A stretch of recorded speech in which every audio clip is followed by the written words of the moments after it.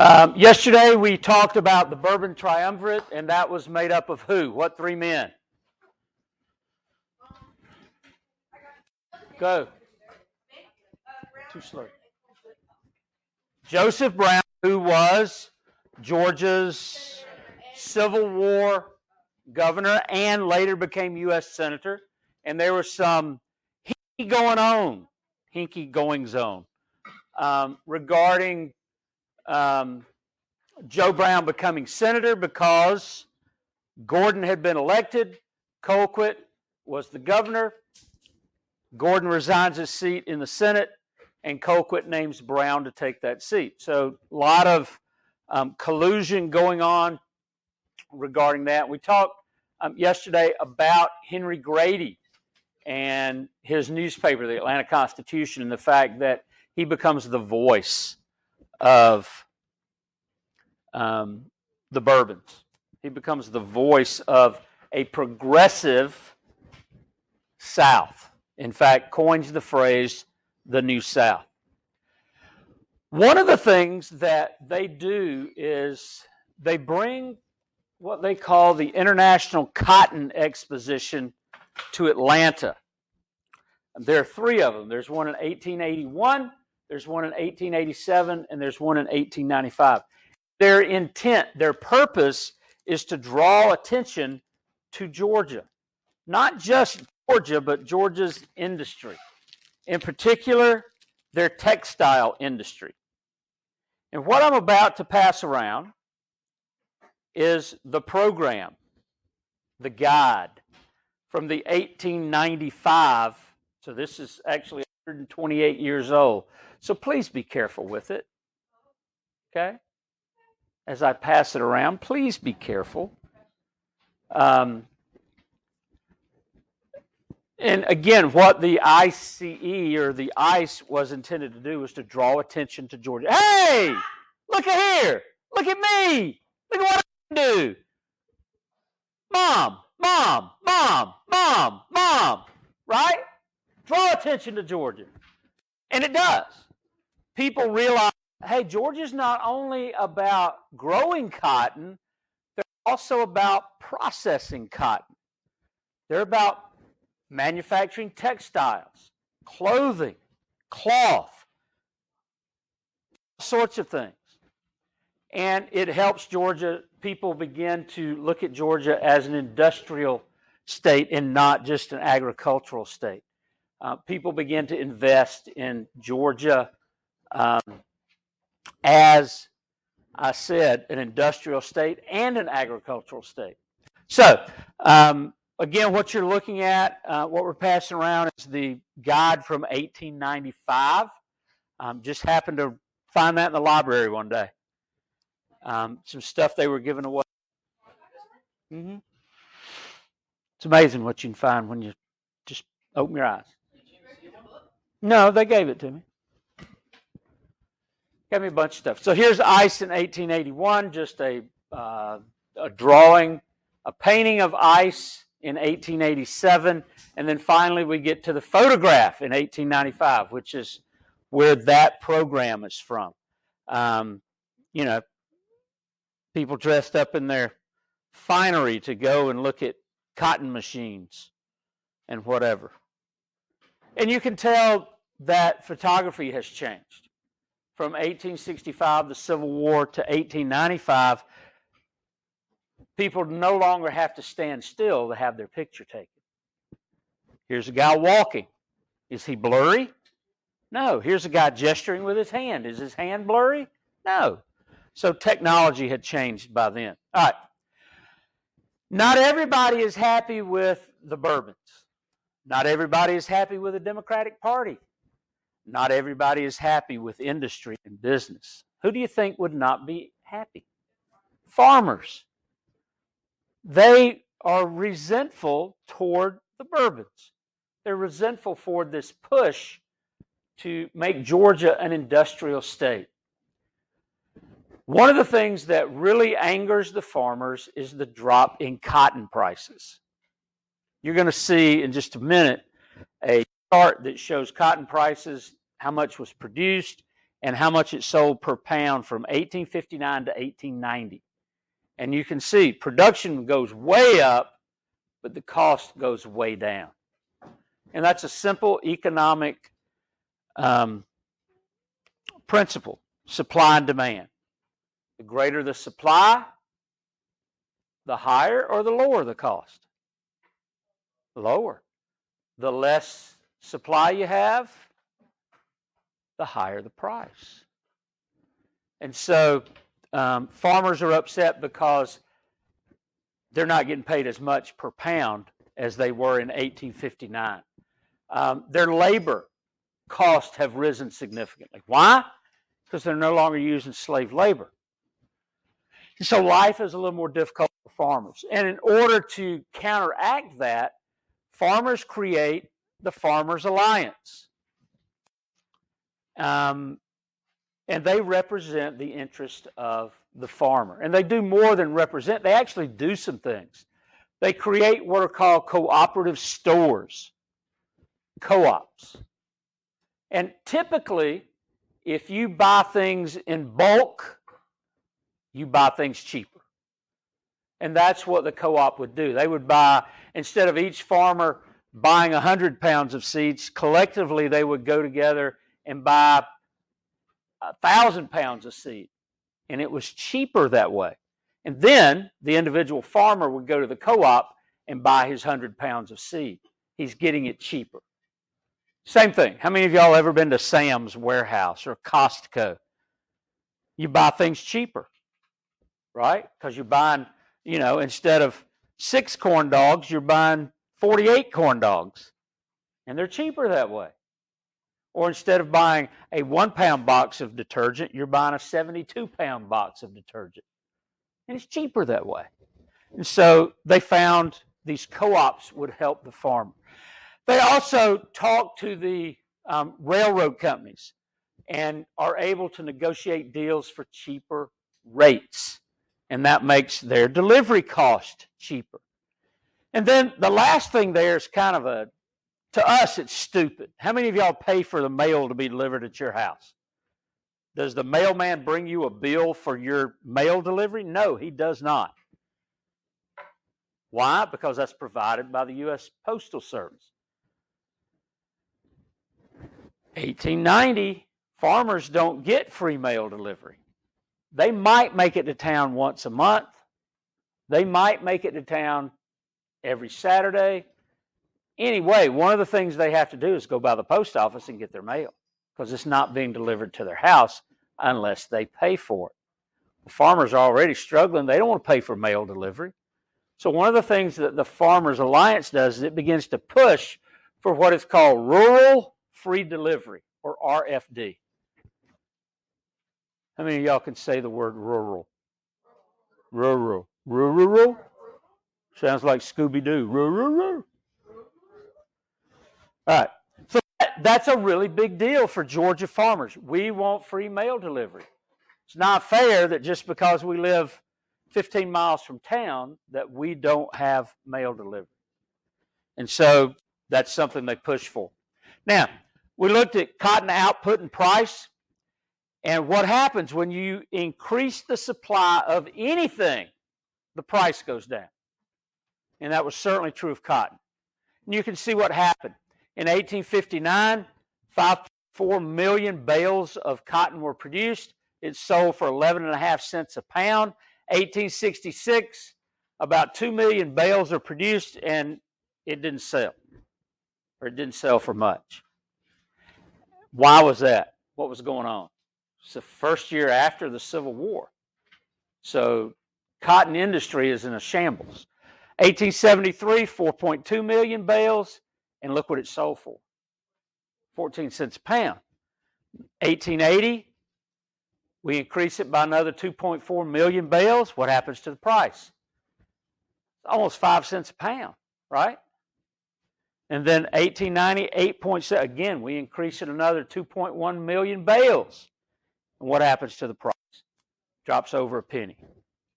And so we might be producing more cotton, but we're not getting what we used to get per pound. So Farmers are upset. Okay? And let's just imagine for a minute. I'm a cotton farmer. Shire's a cotton farmer. Sarah's a cotton farmer. Jude's a cotton farmer. Jacob is a cotton farmer. Morgan grows corn. Okay? And I get, I want to cut the throat of every other cotton farmer. So I start advertising that I will sell cotton for 8 cents a pound. And what happens? Jude says, I'll sell it to you for 7 cents a pound. Who are you going to buy cotton from? Jude. But Sarah says, I'll sell it to you for 6.5 cents a pound. Well, she did get hit by that taxi cab. Squashed between the cab and the bus. Shire says, 6 cents. Jacob is about to commit suicide because he's going to sell it for 5 cents a pound. And none of the rest of us are willing to sell it that low. So who are they buying cotton from? Jacob. He still ain't making money. None of us are. And so one of the things the co-op does is it doesn't fix prices because that's kind of illegal, but it said it would give a suggestion. We need to try to sell our cotton for, let's say, 9 cents a pound. Okay?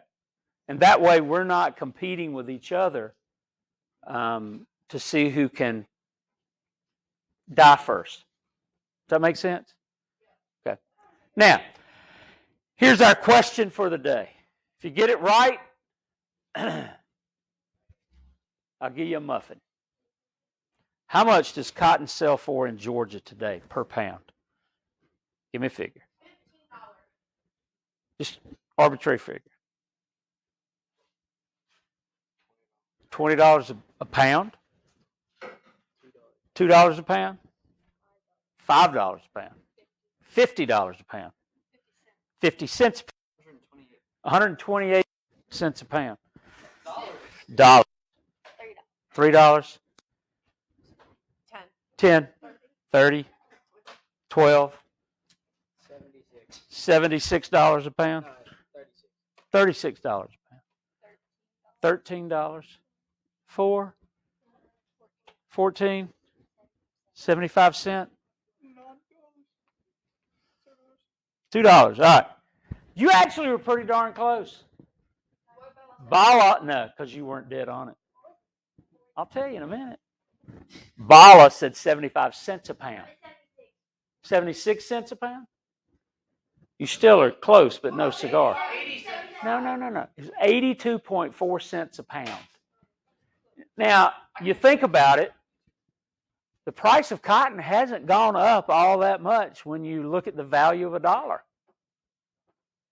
since 1890. He did. $128 a pound. That's some high-priced cotton, isn't it? It's high quality, yeah. So, the Farmers Alliance, their goal is to make farmers profitable, and in some ways they're going to do that by saving the farmer from himself. You're not going to cut the price to 6 cents a pound because you're not helping anybody. You're not helping yourself. You're not helping your neighbor. You're just getting rid of cotton. All right.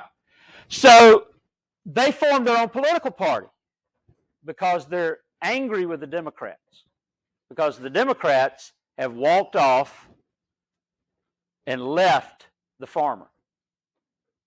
Why? Because of the Democrats, Brown, Gordon, Colquitt, are pushing what? Industry and business. They're not so much concerned with the farmer. And so they create their own party called the People's Party. Power to the people. The People's Party. Or the Populist Party. And their purpose is to fight for the farmer. Tom Watson, man pictured there running for president as a member of the People's Party, is kind of their leader. He is elected to Congress in 1890, and that is a kick in the pants for the Democratic Party. I think they begin to realize, we have abandoned a large part of our constituency. So 1890, Watson is elected to the House of Representatives and begins to push bills that favor the farmer. One of those is the passage of Rural Free Delivery, or RFD. Rural. Wow. And Tom Watson does run for president. He's not the first Georgia candidate. He's number 2. And of course, he doesn't win. All right. So, Watson eventually becomes a Democrat because the Populist Party, the People's Party, dies. And so Watson changes parties. Why does he become a Democrat? Huh? Exactly. Run as a Republican. No. And so Watson is a Democrat. He wins the U.S. Senate seat, one of the U.S. Senate seats from Georgia, and dies while in office, 1922. So, what does the governor of Georgia at the time, Thomas Hardwick, what does he get to do? He gets to appoint anybody he wants to be the senator from Georgia. And he appoints this kindly looking grandma. No, she's 87 years old.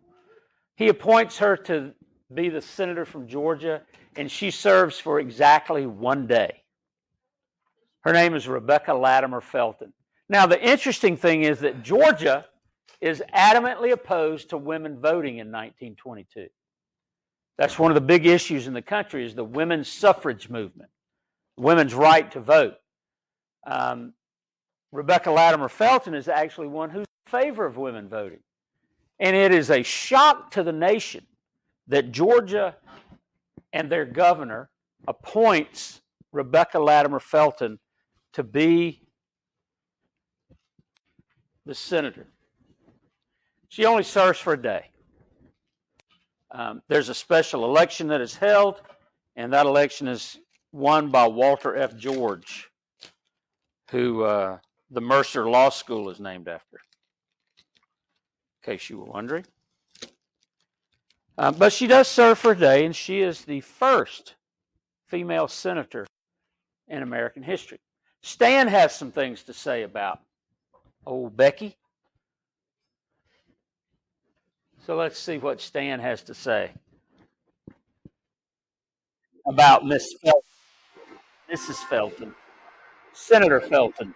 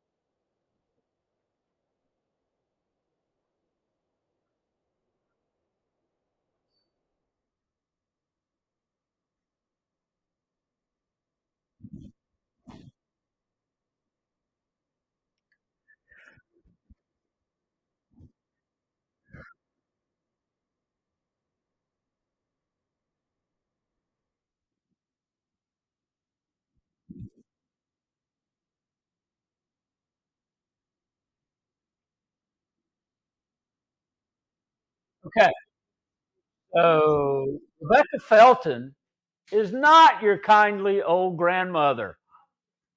She is a crotchety old woman. think about some of the things that she supported. She does support the women's suffrage movement, which is a good thing. But she also supports child labor, which if Rebecca Latimer Felton had her way, you wouldn't be in school. Where would you be today? You'd be in the cotton mill working. And then she supports lynching. Did you hear what she said? In order to protect white women from black men, if lynching is what it takes, then I say lynch 1,000 a week. It's an awful thing to say. She would not be a U.S. Senator today. What? Lynching is mob justice. Okay, you do something wrong, they take you to jail, we're going to come break you out of jail and kill you. And hang you, beat you, shoot you, burn you to death. Whatever we can think of. All right. Now, one of the things that we see happening in the early 1900s, late 1800s and early 1900s, is a lot of tension between the races. And of course, the white majority has the advantage because they are the majority. Black folks have gained some rights through the Reconstruction Amendments, but some of those rights are never realized. The right to vote. Sometimes that right is taken away. Sometimes legally, sometimes illegally. But because abolition has been forced upon the people of the South, there's a lot of tension between white and black. There's ethnic hatred, which is simply hating a person because they're not of the same ethnicity. And if we're going to hate people because they're different ethnicity, then we're going to end up hating a lot of people, aren't we? Not just black and white, but, Asian, black, white, Lithuanian, which are white Europeans, but they're different ethnic background. And so we see that throughout the South. We don't only see that in the South, we see it in the North as well. There's just a lot of racial tension. And so people's rights are being violated, particularly black people in the South, through the efforts of the KKK, through laws that are passed to make it difficult for black folks to vote. Tom Watson goes so far as to try and pass legislation that will actually take away the right to vote. Of course, it doesn't pass, and Tom Watson dies. Are those two related? Maybe, but I doubt it. Okay? You're going to see some pictures over the next few minutes that are pretty gnarly, and a couple of stories that I'll tell you that will probably be a little upsetting. But again, this is one of those eras in our history that is disturbing.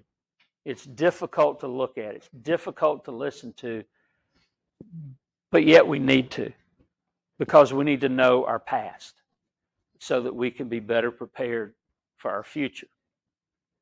All right, so you can see the graphic here.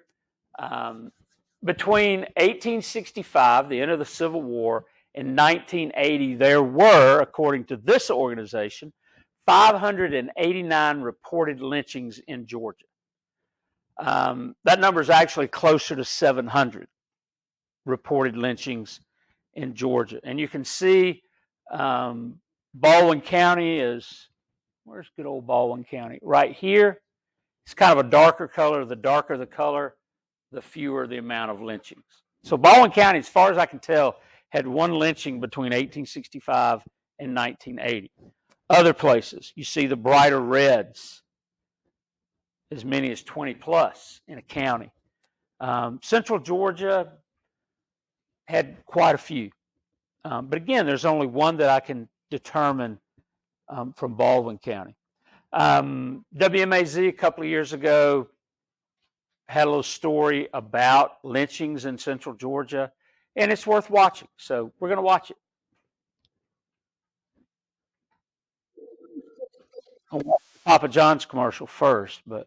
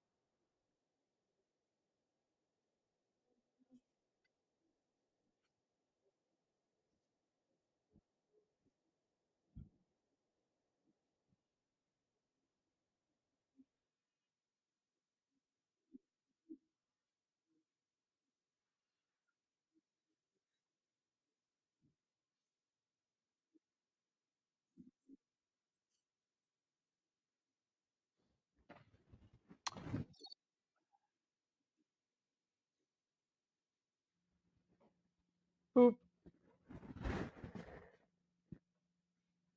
So, that was a pleasant topic, wasn't it? Well, we're not through. All right. So, you can see there's some newspaper headlines, some pictures that are pretty graphic. For many in the South, lynching was sport. It happened just because people could do it, and it became a social event. Look at the picture.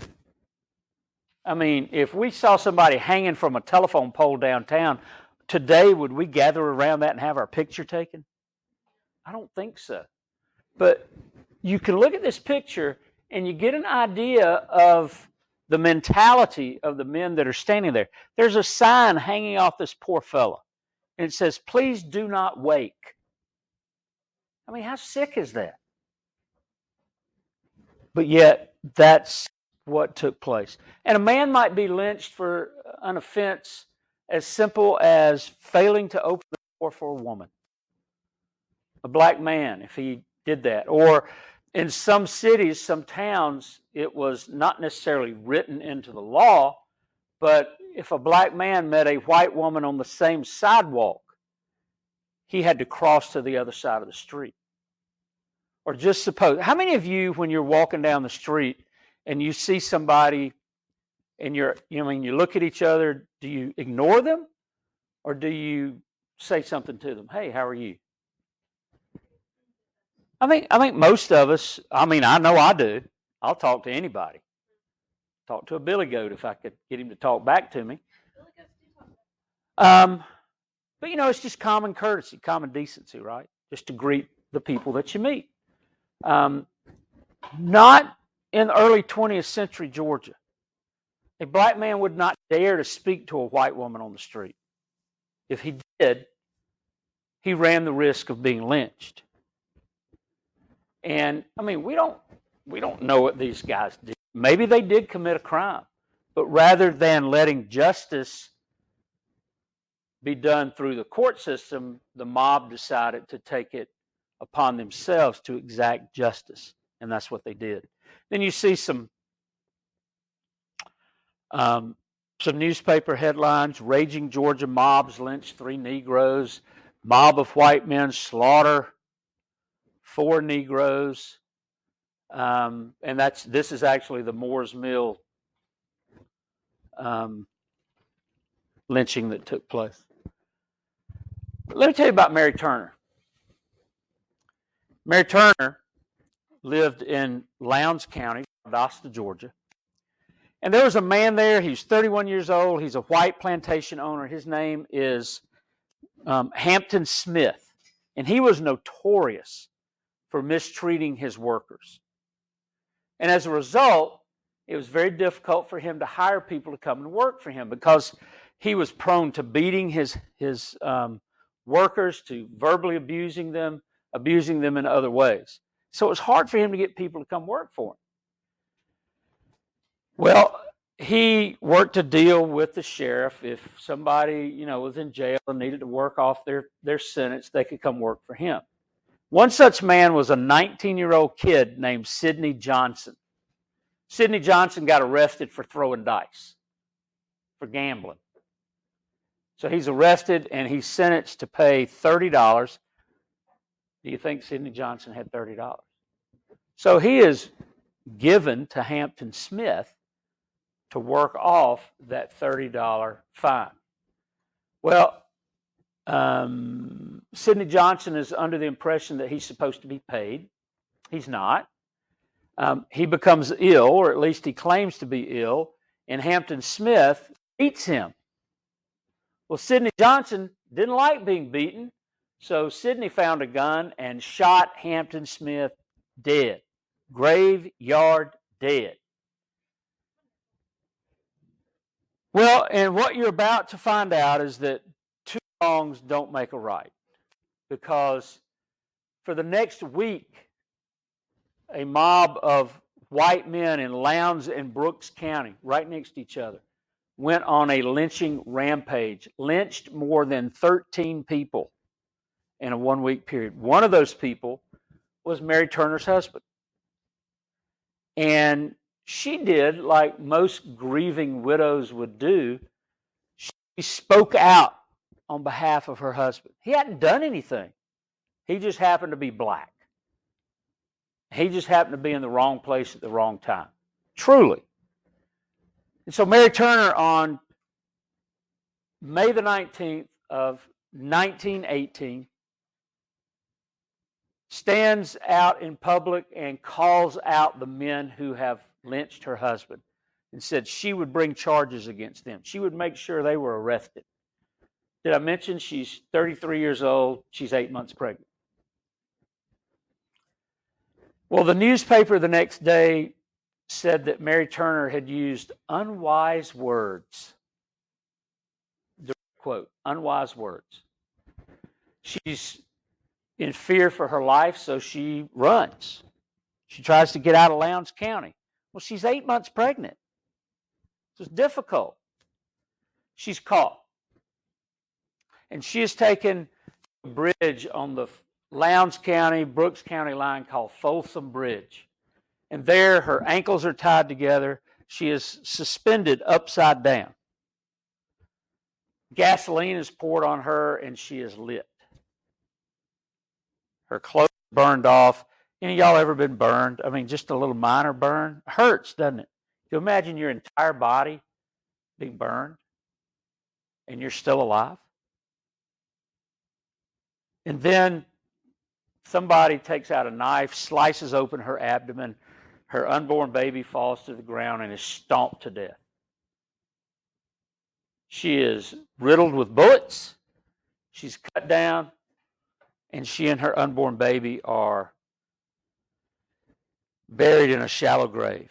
The only thing that marks their grave is an empty bottle of whiskey with a cigar butt stuck in the top of it. Sidney Johnson, 3 days later, is found in Valdosta, Georgia. And he is killed in a shootout with the police. Now, Sidney Johnson was wrong. And again, two wrongs don't make a right. Hampton Smith was wrong. And the one who suffers for it is Mary Turner and her baby. Sidney Johnson is shot by the police. A crowd of about 700 people gather, and they cut off Sidney Johnson's genitals, and they throw them out in the street.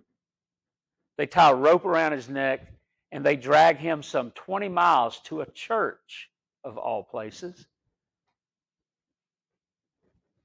They douse his body with gasoline and set him on fire. And that, I think that is absolutely the worst story I have ever read in my life. And I don't tell you that to make you sad. I want you to understand what lynching was like. We can't imagine. I certainly can't imagine. I've never walked down the street and was in fear that somebody was going to grab me and take me away. I don't know that everybody this day can say that. But they certainly couldn't say it in 1918. 7 years later, September the 15th, 1925. Right here. Well, not right here, but south of town. What's south of town? They used to threaten to send you to Milledgeville. Why? Because of the state hospital, the insane asylum. There was a young nurse. She's 25 years old, actually from Monticello, Georgia. She worked at the state hospital. She was actually a department head. She was the youngest department head at the state hospital. She worked in the occupation therapy department. That meant she was trying to help people maybe recover something they had lost because of an injury, or to teach them skills that they could use to work. She's an RN, she's a nurse, and she leaves her office one day, walks to another building, conducts her business, talks to whoever she needs to talk to, and is walking back to her office when she passes a group of 4 African-American patients. One of them is named Willie Sims, or also known as Willie Dixon. They are moving bricks apparently somebody's building a brick wall, or they tore down a brick wall and are salvaging the bricks, whatever. They're moving bricks. They've got a wheelbarrow, they're putting bricks in the wheelbarrow, and they're moving those bricks. For some unknown reason, nobody ever determines why, Willie Sims grabs an axe handle, knocks Amy Oxford to the ground, and crushes her skull with repeated blows from that axe handle. There's an attendant about 10 yards away. He can't get there in time. Everybody's in shock. The other prisoners or the other patients, they weren't prisoners, they were patients, can't respond fast enough. And Amy Oxford dies right there in front of her office building out at Central State Hospital. A lot of weird stuff that happened out there. Willie Sims is not considered to be dangerous. Something snapped. Something happened. We don't know what. We never will know what. But he was instantly found guilty in a coroner's inquest. The coroner determined that, yes, Amy Oxford died from repeated blows, and they were delivered by Willie Sims. So, Willie Sims is put in isolation. Second floor of the building, one of the Negro facilities out at the Central State Hospital. Because remember, this is 1925, and people are segregated. Well, on September 21st, a group of men, about 25 to 30 men, arrive at Central State Hospital. They fake car trouble. And so the guard at the gate comes out. They abduct him, take him to a place just to keep him safe. And they go into the building where Willie Sims is being kept. They go up the stairs. They go right to his room. They unlock the door. They tie him up, and they take him away. The next morning, Willie Sims' body is found tied to a tree in Wilkinson County. He had been beaten to death with what? An axe handle. That's a sad story, too. It's a sad story because of the state of mental health care in 1925. Not sure it's much better today. And of course, the death of a young woman who had her entire life before. And the men who were responsible for Willie Sims' lynching just couldn't wait. They had to have justice then, had to have justice now. Lynching is not something that only happened to black men. It's not something that only happened to black women. Lynching, if you're against what the Ku Klux Klan stood for, you could possibly be lynched. We'll talk tomorrow about the lynching of a white man that became an international outcry. For two reasons. He was white and he was Jewish. And we'll talk about that tomorrow. Any questions? Comments? Everybody's sad now. You should be. You should be. All right. So remember Mary Turner.